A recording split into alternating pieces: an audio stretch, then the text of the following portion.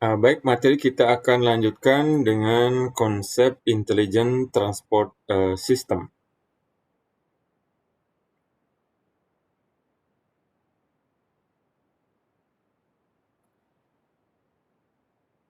Uh, Sebelum kita membahas, nanti tentu juga ada di dalamnya ada ATCS juga, bagaimana sebenarnya posisi ATCS itu berada di dalam Intelligent Transport System.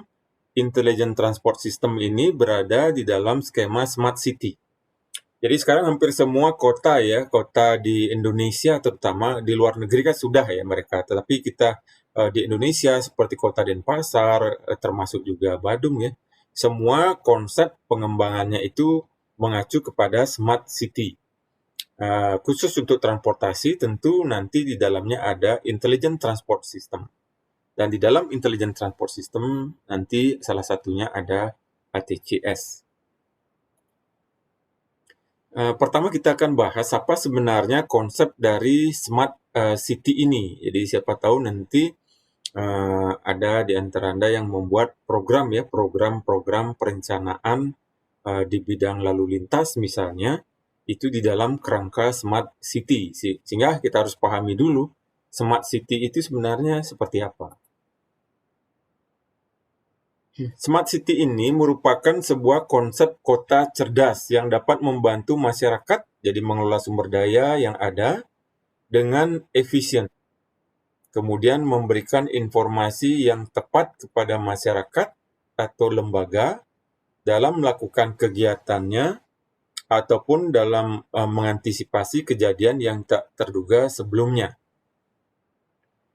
Jadi merupakan satu konsep kota cerdas ya, artinya di mana kota itu dikelola secara cerdas dengan mengandalkan juga sistem IT dan meningkatkan kemampuan SDM-nya sehingga dapat dikelola secara efisien.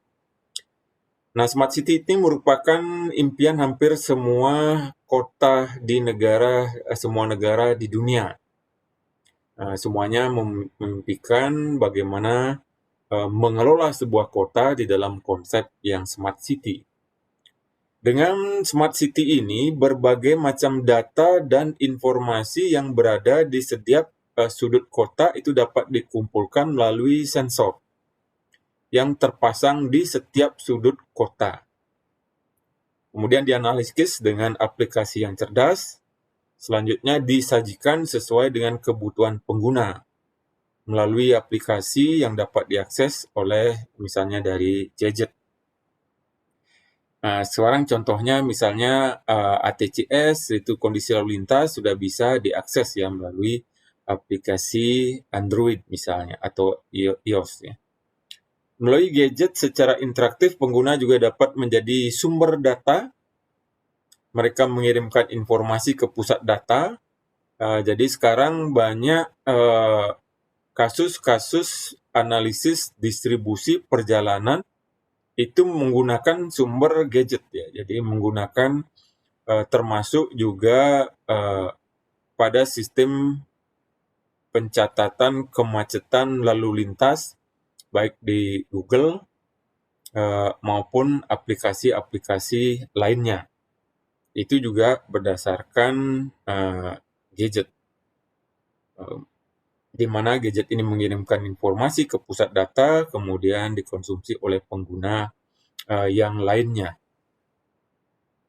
Itu sebabnya kita lihat contoh aplikasi dari Google itu sangat bagus ya. Jadi kalau kita ingin bergerak dari satu lokasi Denpasar menuju ke arah Nusa Dua atau ke arah Jimbaran misalnya, kita cukup cek dari Google apakah ada kemacetan atau tidak. Atau kita misalnya ingin bergerak dari Denpasar ke Singaraja.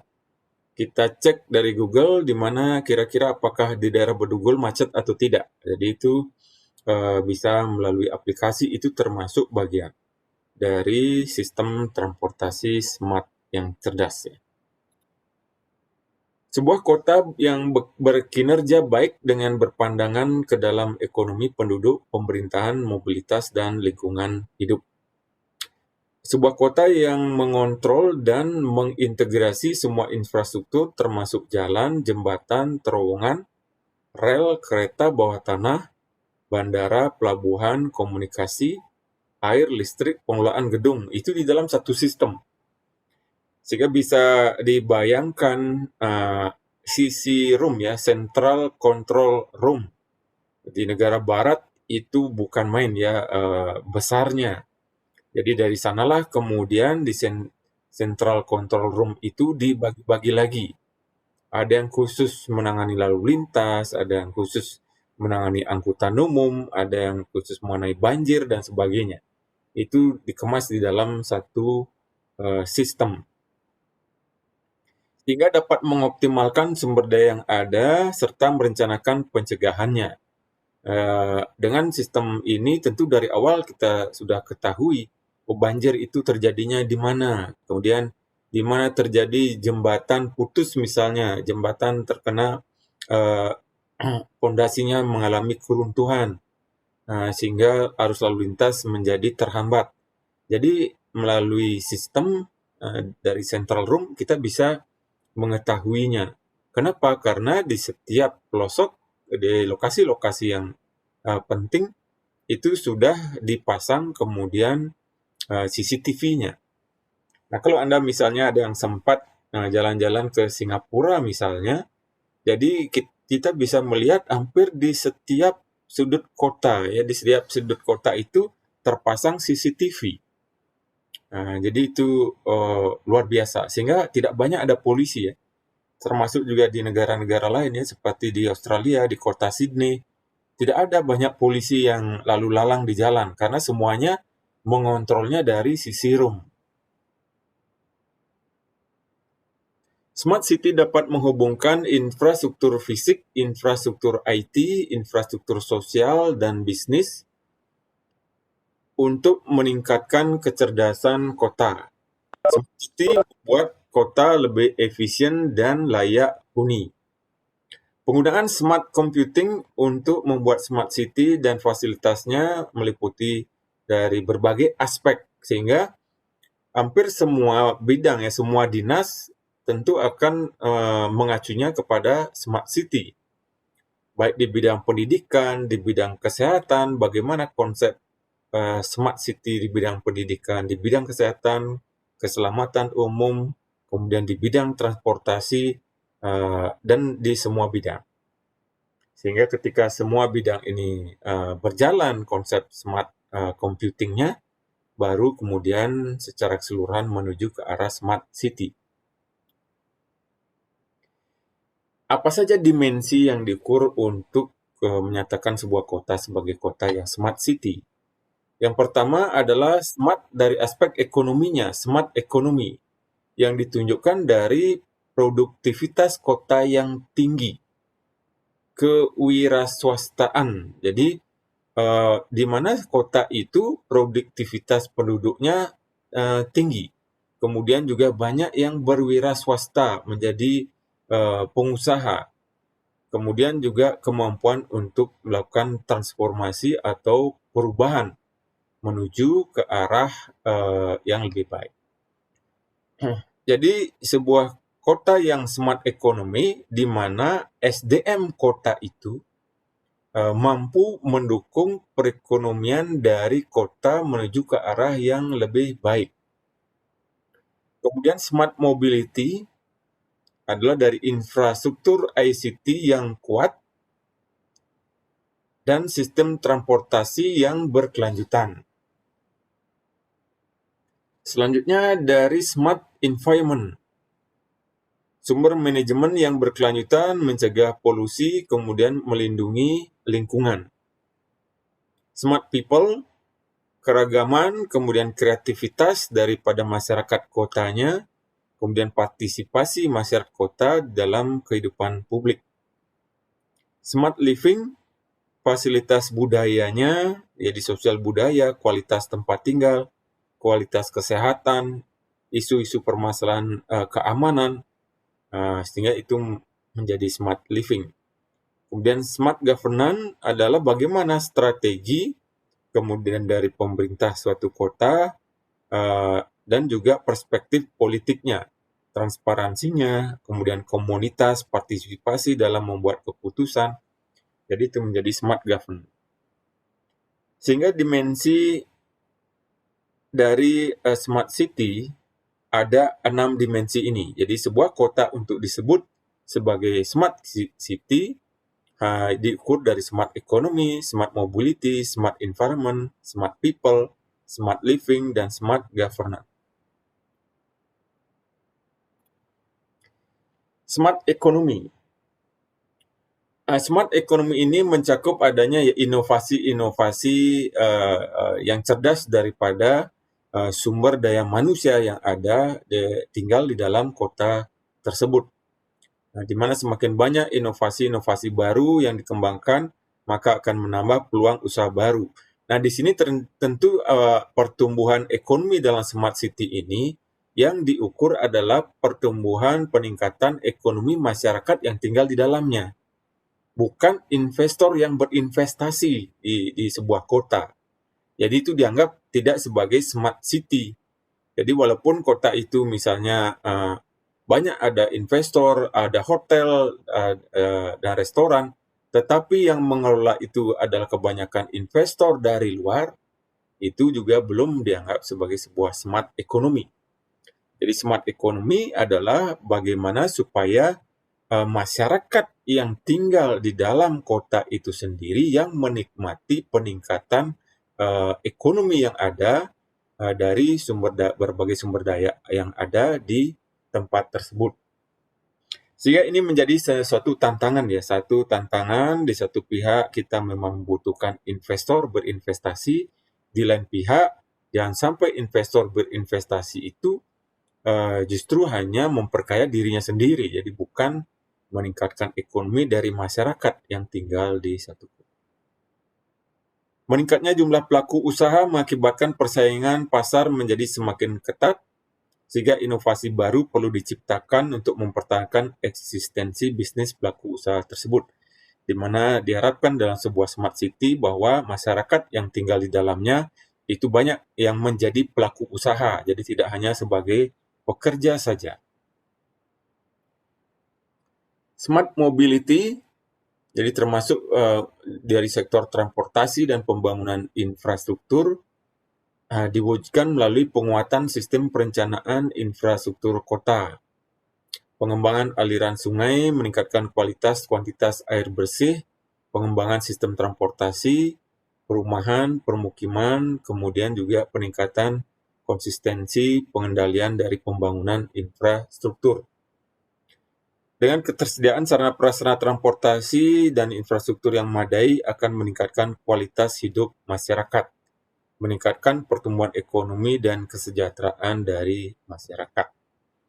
Jadi bagaimana kemudian sebuah kota yang sudah dianggap sebagai smart mobility, di mana smart mobility itu mobilitasnya pergerakan terjadi secara aman, lancar, dan teratur yang didasari dengan menggunakan pengelolaan melalui sistem IT. Smart environment, lingkungan, jadi lingkungan yang pintar atau cerdas, lingkungan yang bisa memberi kenyamanan, keberlanjutan sumber daya, keindahan fisik maupun non-fisik, visual maupun tidak bagi masyarakat.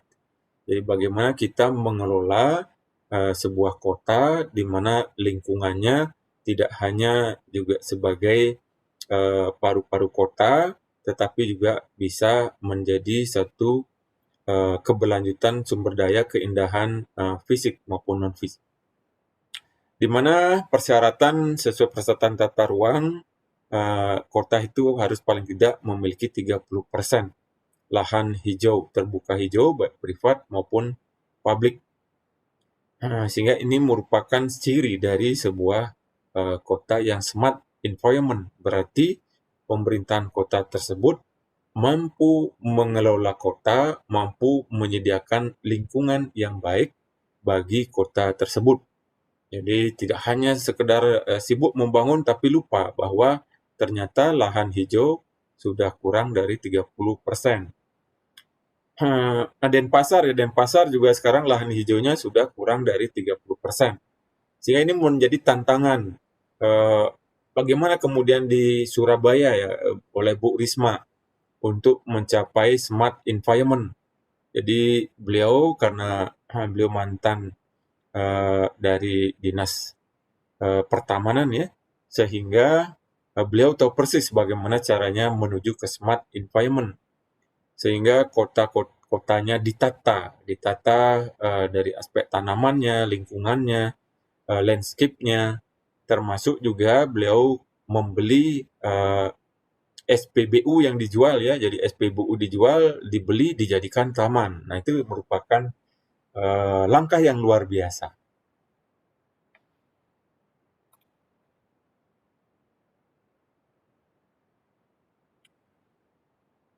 Nah selanjutnya ya, smart people.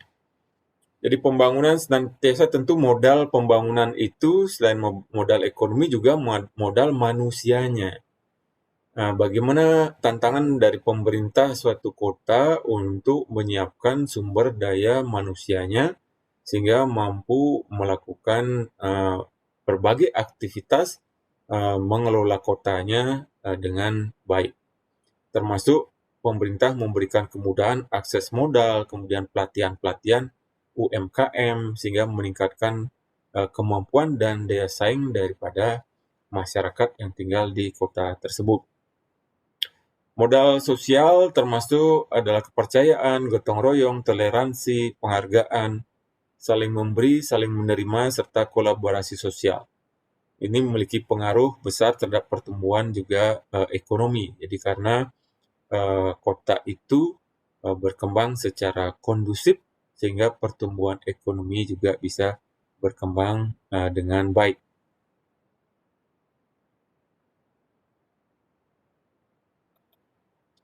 Smart living, kualitas hidup berbudaya berarti bahwa manusia memiliki kualitas hidup yang terukur, jadi memiliki sesuai dengan budaya masing-masing. Kualitas hidup bersifat dinamis dalam artian selalu berusaha memperbaiki dirinya.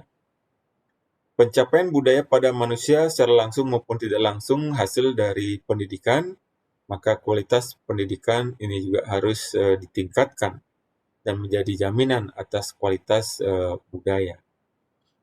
Nah, jadi bagaimana jangan sampai proses kehidupan di suatu kota nantinya menggerus dari kehidupan budaya di kota tersebut. Nah, ini juga sudah menjadi tantangan bagi kita Kota Denpasar, di mana budayanya itu sedikit demi sedikit sudah mengalami gerusan.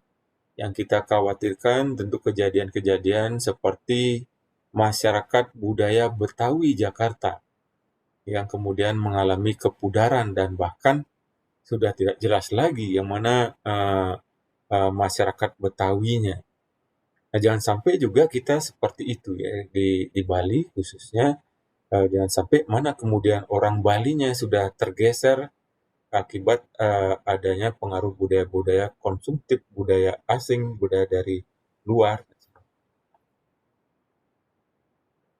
Smart governance, jadi ini terkait dengan pengelolaan, penyelenggaraan pemerintahan, paradigma sistem proses penyelenggaraan pemerintahan, pembangunan mengindahkan prinsip supremasi hukum, kemanusiaan, keadilan, demokrasi, partisipasi, transparansi, profesionalitas, akuntabilitas, ditambah komitmen terhadap tegaknya nilai dan prinsip desentralisasi, daya guna, hasil guna pemerintahan yang bersih, bertanggung jawab, dan berdaya saing.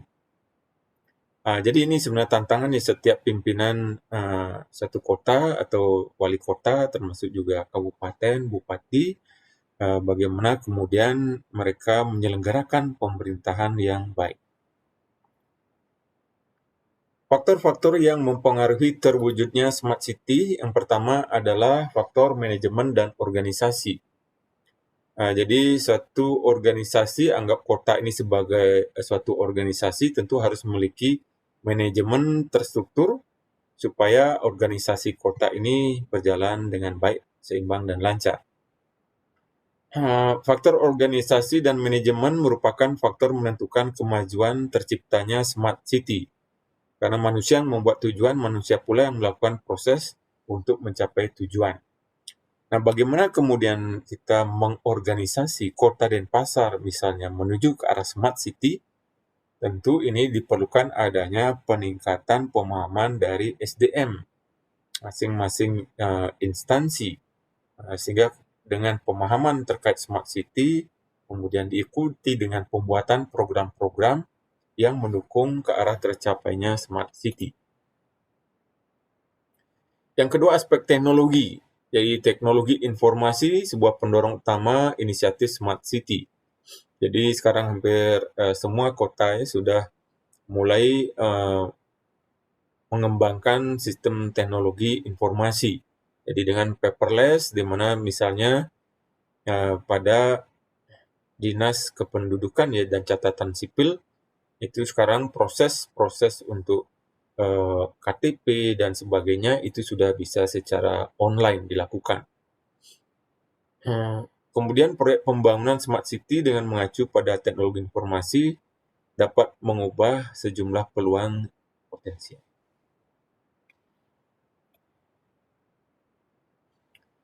Kemudian faktor kebijakan.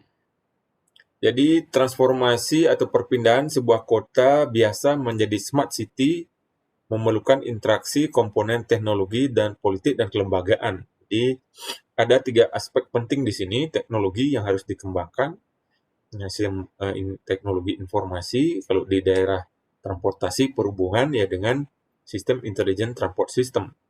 Kemudian ada politik, kemudian sistem kelembagaan. Komponen politik mewakili berbagai elemen dan tekanan eksternal seperti kebijakan politik yang mempengaruhi ide untuk pembuatan smart city. Kemudian konteks kebijakan ini sangat penting bagi pemahaman penggunaan sistem informasi. Pemerintah yang inovatif yang ikut serta dalam bangun smart city menekankan perubahan dalam suatu kebijakan. Nah, masyarakat ini bagian yang paling penting ya, bagian sentral dari tercapainya smart city. Jadi jangan sampai hanya visi saja smart city tetapi tidak dipahami oleh masyarakat, juga tidak bisa berjalan sesuai dengan tujuan. Kebiasaan-kebiasaan lama ini juga harus ditinggalkan menuju kebiasaan smart. Jadi misalnya kita rapat yang bisa dilakukan secara online, tidak perlu lagi dilakukan secara offline. Jadi ini juga merupakan kebiasaan yang lama-lama harus dikembangkan.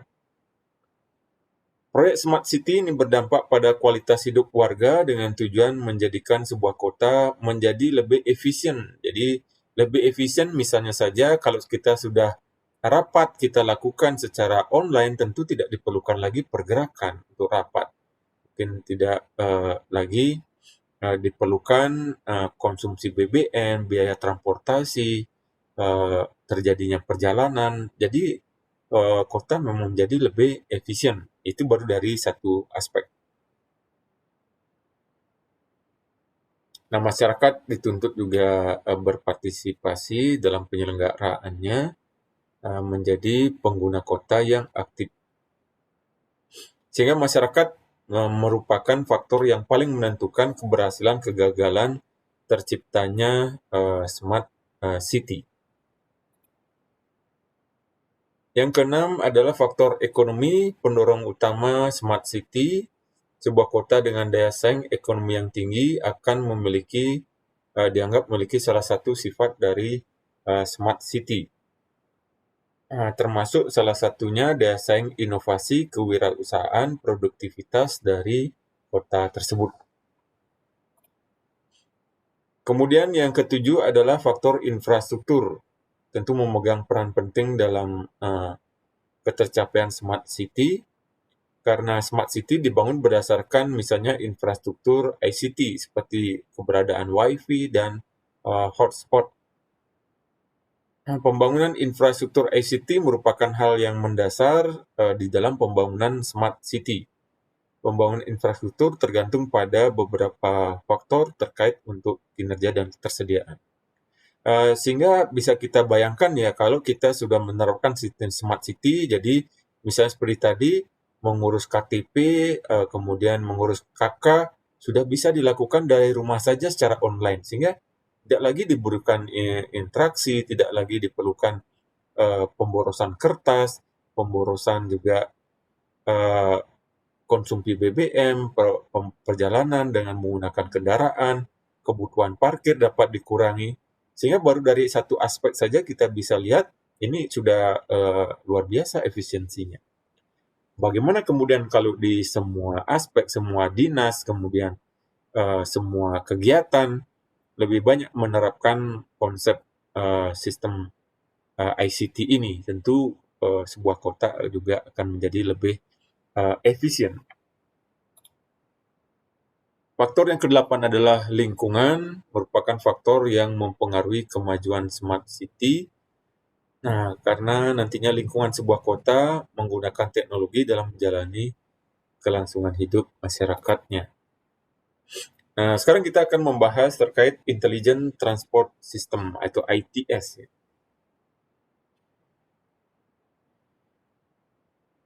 Jadi dalam rangka untuk mendukung smart mobility, salah satu konsep dalam sistem transportasi adalah dengan menerapkan Intelligent Transport System. Intelligent Transport System ini antara lain adalah untuk keperluan manajemen lalu lintas. Tentu kita juga harus pahami pengertian dari manajemen lalu lintas, yaitu pengelolaan pengendalian arus lalu lintas dengan melakukan optimasi penggunaan prasarana yang ada secara efektif dan efisien. Jadi itu pengertian manajemen lalu lintas. Ya. Jadi seperti misalnya kalau satu ruas jalan itu sudah cukup padat lalu lintasnya, ruas jalan lain masih sepi, kita bisa lakukan optimasi penggunaan ruang jalan melalui manajemen lalu lintas. Manajemen lalu lintas terdiri dari manajemen kapasitas, kemudian juga manajemen prioritas. Dan yang ketiga, manajemen permintaan atau demand. Jadi ini sering disebut demand management.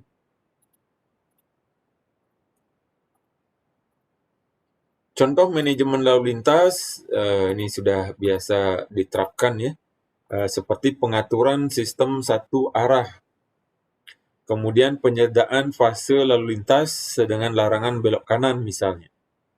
Kemudian kontraflow, ini kalau di Jakarta itu di daerah Tomang.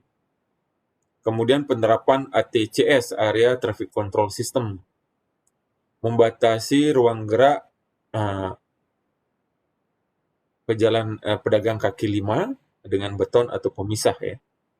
Kemudian pelarangan adanya on-street parking, penerapan 3-in-1 atau ganjil genap, penerapan bus lane, rencana adanya busway. Jadi ini yang dilakukan misalnya manajemen lalu lintas yang sudah dilakukan di Jakarta ya misalnya.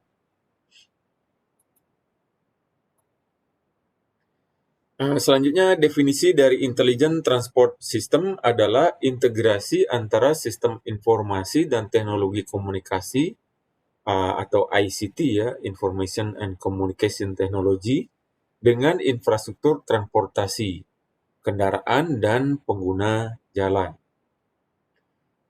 Jadi ini adalah merupakan posisi dari ICT, Information and Communication Technology, yang kemudian menghubungkan antara orang, kemudian kendaraan, kemudian jalan. Di mana targetnya adalah workload reduction, jadi bagaimana untuk mengurangi daripada beban lalu lintas untuk mencapai satu lalu lintas yang lebih aman, safety, transportnya lebih efisien, kemudian peningkatan dari kualitas lingkungan. Maksud dan tujuan ITS adalah maksudnya mengintegrasikan pengguna jalan, sistem transportasi, dan kendaraan melalui sistem ICT tadi, serta membantu sistem transportasi secara keseluruhan, sehingga dapat bekerja secara efektif dan efisien. Tujuan dari ITS memberikan kepastian kepada pengguna jalan untuk mendapatkan informasi yang lebih baik dan lengkap dari jaringan transportasi yang ada dan kondisi lalu lintas secara real time. Jadi ini luar biasa ya dengan aplikasi Google Map, sehingga dulu sebelum ada aplikasi Google Map, uh, para supir taksi misalnya itu mereka akan kesulitan mencari mengantarkan alamat tamu, yang tentu tamu itu ingin pergi ke suatu alamat tertentu dan supir taksi bisa jadi tidak tahu semua nama-nama ruas jalan yang ada. Misalnya di daerah Sarbagita, jadi kita tidak semua tahu. Tapi begitu ada Google Map, itu mudah sekali dilakukan. Selanjutnya adalah membantu kemudahan pengoperasian bus rapid transit. Jadi ini seperti yang sudah dilakukan juga di Jakarta ya, dalam pengaturan headway, frekuensi, informasi terkait dengan schedule, baik di halte maupun di terminal. Kemudian membantu mengendalikan arus lalu lintas, mengurangi waktu tundaan, konsumsi bahan bakar, polusi udara maupun suara. Jadi dengan arus lalu lintas lebih lancar, kemudian juga kebutuhan pergerakan yang dapat ditekan, sehingga mengurangi tundaan, konsumsi bahan bakar, dan polusi udara. Meningkatkan keselamatan, efisiensi, dan kenyamanan dari pengguna jalan. Jadi karena pengguna beban lalu lintas berkurang, sehingga ini meningkatkan keselamatan. Beban lalu lintas yang berkurang berarti ini meningkatkan efisiensi dari konsumsi bahan bakar dan juga dari aspek polusi udara, sehingga memberikan kenyamanan bagi pengguna jalan. Kemudian membantu mewujudkan transportasi umum yang lebih nyaman dan terjangkau. Jadi dengan sistem informasi ini, seperti yang sekarang juga sudah diterapkan di Transmetro Dewata, itu dengan mendownload aplikasinya sehingga kita bisa mengetahui rutenya, kemudian kedatangan busnya juga bisa kita ketahui melalui aplikasi. Nah, bus sudah juga dilengkapi dengan GPS. Nah, ini adalah prinsip kerja dari Intelligent Transport System, mulai dari aspek pengumpulan data, input data. Jadi input data umumnya adalah dikumpulkan dari misalnya CCTV yang ditaruh di seluruh pelosok kota. Data lalu lintas bisa dimonitor, kejadian kecelakaan juga bisa dimonitor, kemudian insiden-insiden maupun adanya bencana alam, jadi kebanjiran, sungai yang meluap, itu juga bisa dimonitor. Termasuk ya demo demo-demo yang terjadi mahasiswa. Nah, ini sebagai input data. Misalnya ada kejadian demo ya di Jalan Sudirman, ada demo mahasiswa. Ini input data ke dalam sistem ITS ini yang ditangkap yang melalui misalnya detektor, kemudian melalui CCTV di dalam suatu peta Google Map misalnya sudah dapat dipetakan di mana posisi titiknya, sehingga kemudian baru terbaca di Central Control Room atau CC Room. Oh, ada kejadian demo, sehingga arus lalu lintas harus dialihkan. Arus lalu lintas dialihkan, kemudian bagaimana mengontrolnya dari CC Room? Melalui nantinya variable message sign. Nah, itulah kegunaannya adanya VMS ya, variable message sign di setiap sudut kota, persimpangan-persimpangan utama, sehingga pergerakan lalu lintas bisa dialihkan cukup dari central room saja. Ya seperti kasus misalnya ya, sempat terjadi keretakan pada jembatan Gatot Subroto Timur. Jadi jembatan mengalami keretakan sehingga lalu lintas, terutama lintas Jawa, Bali, Lombok, sudah terlanjur bergerak ke sana, baru kemudian dialihkan sehingga ini menjadi crowded sekali. Sehingga ketika keretakan ini terjadi lebih awal, kita itu memerlukan waktu untuk berkoordinasi. Jadi kepolisian dengan dinas perhubungan itu dengan aparat terkait melakukan rapat terlebih dahulu, mencari solusi. Padahal di jalan ini lalu lintasnya sudah menjadi macet luar biasa. Nah, dengan sistem ITS ini, dengan adanya misalnya variable message sign yang ditempatkan di setiap simpang utama, saat itu juga arus lalu lintas sudah bisa dialihkan. Jadi belum lagi menempatkan rambu, menempatkan petugas, sehingga ini menjadi tidak efisien. Jadi ini call center-nya bekerja 24 jam memonitor semua pergerakan yang ada di kota, termasuk juga jalur-jalur emergensi, kendaraan emergensi juga bisa dimonitor, termasuk dengan penentuan waktu sinyal.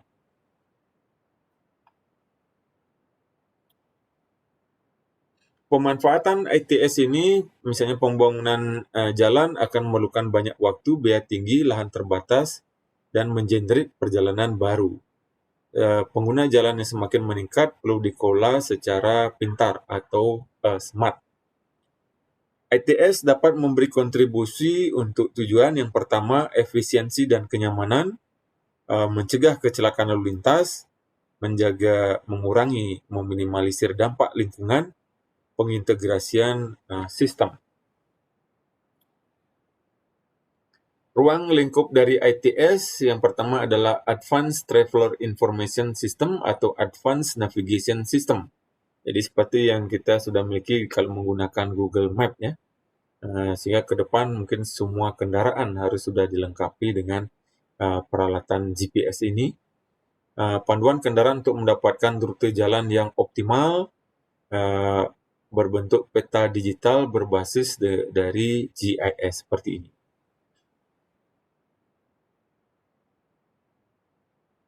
Kemudian nanti juga bisa dimonitor ya, seperti ini Transit Jogja Solo. Jadi bisa dimonitor dari sisi room pergerakannya. Kemudian juga bisa memberikan ya informasi kedatangan bus. Jadi dari sisi room berdasarkan GPS, maka di setiap halte bisa diberikan informasi bahwa bus akan tiba misalnya lagi 3 menit. Yang kedua, Advanced Traffic Management System. Jadi memberikan informasi real time tentang kondisi lalu lintas kepada pengguna jalan. Jadi dengan informasi real time kita bisa menghindari lokasi-lokasi yang terjadi kemacetan, terjadi misalnya kecelakaan lalu lintas. Nah, seringkali kita tidak tahu. Yang kita tahu macet, kemudian di depan itu sebenarnya ada apa. Jadi dengan adanya sistem Advanced Traffic Management System, tentu diberikan informasi bahwa di depan terjadi kecelakaan. Memberikan saran kepada pengguna jalan untuk optimalisasi seluruh rute alternatif. Nah, jadi seperti tadi dengan adanya informasi di depan macet, tentu pengguna jalan bisa memilih rute lainnya. Nah, input data itu diperlukan dari CCTV, nanti ada software traffic analyzer-nya, traffic counter, dan sebagainya. Outputnya ke variable message sign, melalui radio, siaran khusus, dan sebagainya. Menginformasikan jika ada kejadian-kejadian tertentu di jalan.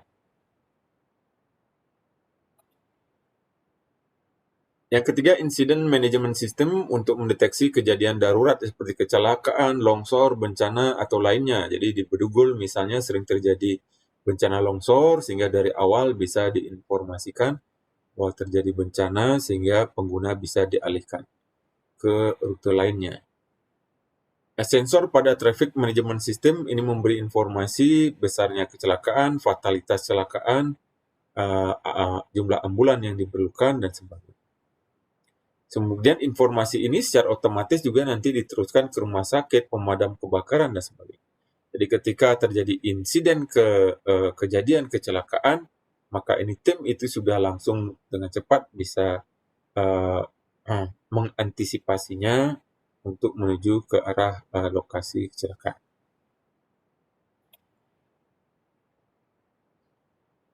Yang keempat, Electronic Toll Collection System. Jadi ini adalah untuk mempersingkat waktu transaksi pembayaran. Pembayaran dilakukan secara elektronik tanpa uang tunai. Ini sudah dilakukan ya di Tol Bali Mandara menggunakan smart card. Assistant for safe driving, jadi kendaraan dilengkapi dengan sejumlah sensor yang mengarahkan pengemudi berkendaraan dengan aman. Di mana manfaat sensor itu misalnya adalah memperingati pengemudi bila jarak dengan kendaraan lain terlalu dekat, jika pengemudi berada di lajur jalan yang salah, apabila kecepatan terlalu tinggi, terlalu dekat dengan tepi jalan, dan sebagainya. Jadi ini contoh skema ya pengembangan ITS di negara lainnya, termasuk di Korea, kemudian juga di Cina, Jepang. Ini advance dari navigation system, jadi sistem navigasi untuk mencari rute yang terbaik. Yang kedua ini electronic toll collection system, jadi dengan menggunakan smart card. Selanjutnya assistant for safe driving seperti tadi. Kemudian, nah ini kita lihat sisi room ini seperti begini ya. Sisi room misalnya di Jepang. Adalah pengaturannya seperti ini. Increasing efficiency, support for public transport, jadi angkutan umum juga dipantau dari sisi room untuk juga mensupport pergerakan dari pejalan kaki, membantu juga kendaraan emergensi. Jadi dengan adanya sisi room, apabila ada kendaraan emergensi yang lewat yang sudah terkoneksi dengan sistem menggunakan GPS, jadi semua kendaraan ambulan itu sudah memiliki GPS dan terkoneksi dengan sisi room. Sehingga ketika ada kejadian, maka bisa disetting sinyalnya dari sisi room.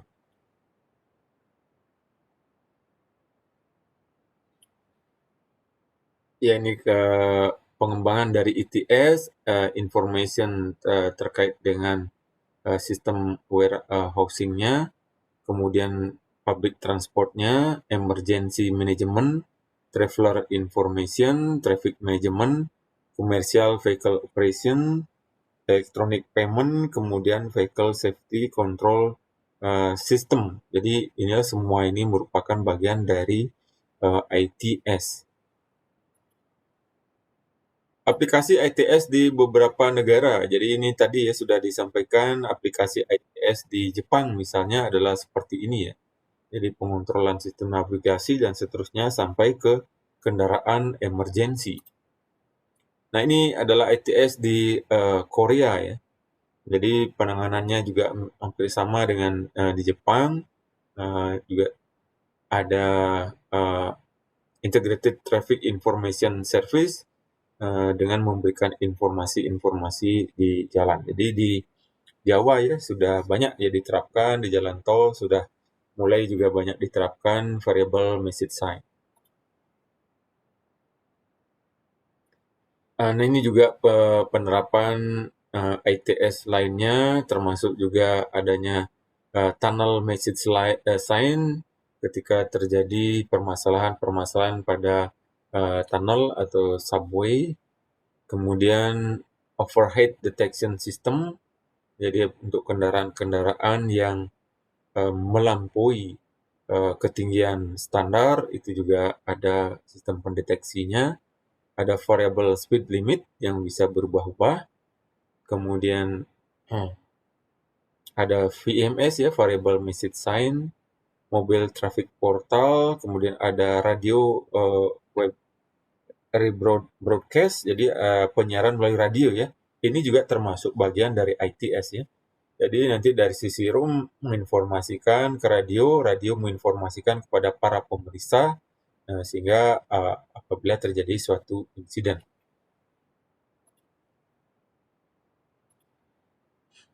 Aplikasi ITS dalam manajemen lalu lintas ini meningkatkan kelancaran lalu lintas antara lain melalui Area Traffic Control System (ATCS), Variable Message Sign, Real Time Traffic Information, prioritas pada simpang untuk kendaraan tertentu, manajemen parkir, pembatasan lalu lintas. Jadi 6 hal ini bisa dilakukan dengan secara terpusat. Nah, ini sistem manajemen lalu lintas dengan menggunakan ATCS, saya kira ya yang dari Badung ya sudah tahu hal ini. Jadi dengan penempatan CCTV, hanya CCTV yang ada sekarang adalah belum ada sensornya, sehingga pengamatan masih dilakukan secara manual. Kemudian pengaturan juga waktu sinyal masih dilakukan juga secara manual. Nah, kalau sistem SCAD yang di Sydney itu sudah menggunakan detektor, pengaturan dilakukan secara otomatis. Nah, jadi ini misalnya memberikan suatu prioritas bagi angkutan umum yang lewat persimpangan. Jadi ketika dipasang sensor pada misalnya bus Transmetro Dewata dipasang sensor, ketika akan lewat simpang, otomatis di tempat bus lewat itu diprioritaskan mendapat sinyal hijau. Nah, sistem pembayaran elektronik ya dengan menggunakan kartu e-tol, kemudian informasi lalu lintas, ini contoh variabel message sign yang ada. Ya sudah dipasang di beberapa kota ya. Di Denpasar juga sudah mulai dipasang.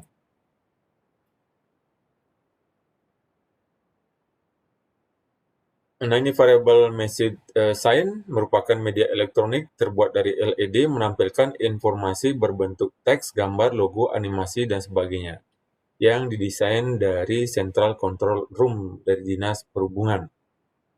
VMS ini dapat berfungsi memberikan informasi perjalanan, rute tujuan, kecepatan maksimum, tempat parkir, pengelolaan lalu lintas jika terjadi gangguan banjir, perbaikan jalan, kecelakaan, pengaturan lalu lintas berdasarkan kondisi lalu lintas tertentu. Jadi contoh VMS ya seperti di kota Surakarta ya.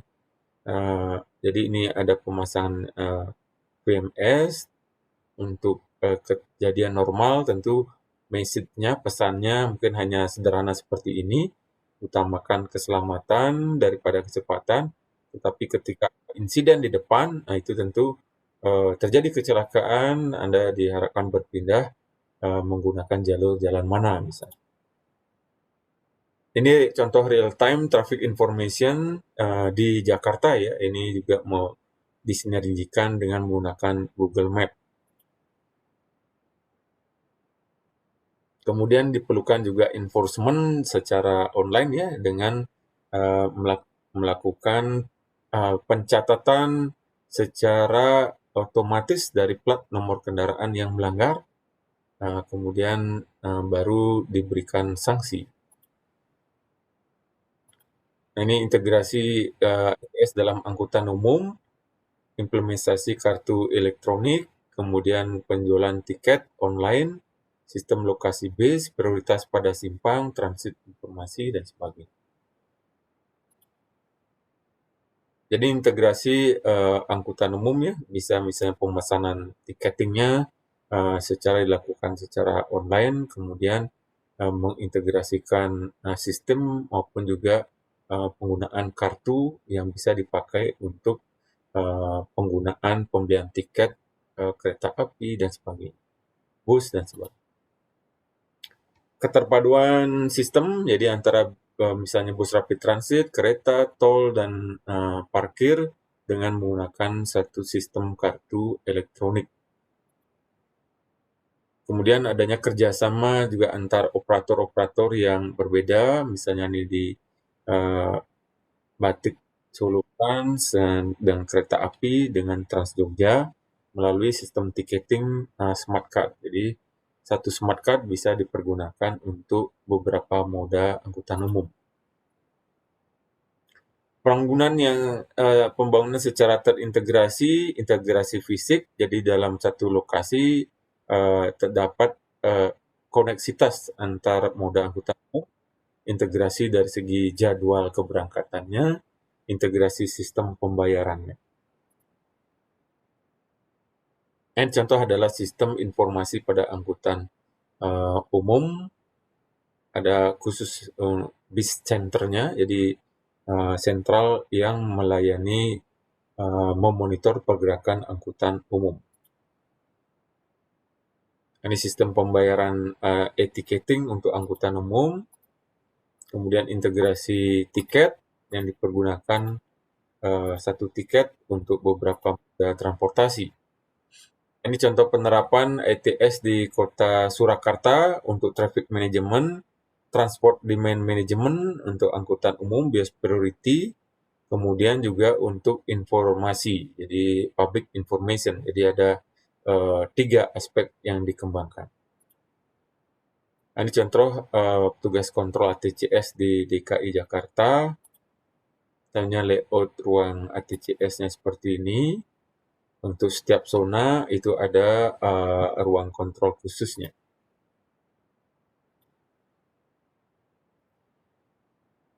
Jadi ini adalah servernya, kemudian contoh traffic light controller box ATCS-nya. Nah, selanjutnya ini adalah pengawasan melalui sisi room. Nah, kemudian juga salah satu aspek yang juga sedang berkembang saat ini adalah terminal parkir elektrik. Ini juga merupakan satu bagian dari Intelligent Transport System. Penempatan rambu-rambu elektronik, kemudian variable message sign, sehingga ketika terjadi demo, itu bisa dilakukan perubahan lintas. Jadi seperti ini ya. Demo di gedung MPR DPR harap gunakan jalur alternatif. Jadi ini variable message sign-nya seperti ini. Penerapan ITS untuk tingkat lanjutnya tentu untuk electronic toll collection, high occupancy toll lanes, jadi penggunaan dari lajur tol, emergency vehicle notification system, jadi sistem pemberitahuan untuk kendaraan emergency, cordon zone with congestion pricing, jadi adanya road pricing ya, jadi biaya kemacetan yang dikenakan pada ruas jalan yang mengalami kemacetan. Automatic road enforcement, jadi melakukan enforcement secara otomatis seperti tadi, misalnya dengan secara langsung bisa mendeteksi nomor plat kendaraan yang melanggar, kemudian manajemen parkir, dan sebagainya. Nah, itu adalah materi dari Intelligent Transport System ya. Jadi yang kita saat ini baru miliki adalah baru ATCS saja, di mana ATCS ini merupakan bagian dari Intelligent Transport System. Sehingga kedepannya diperlukan ya nantinya termasuk mulai angkutan umum, Trans Metro Dewata itu sudah mulai bisa masuk ke dalam sistem ITS, menjadi ITS. Dari ATCS meningkat kemudian menjadi ITS.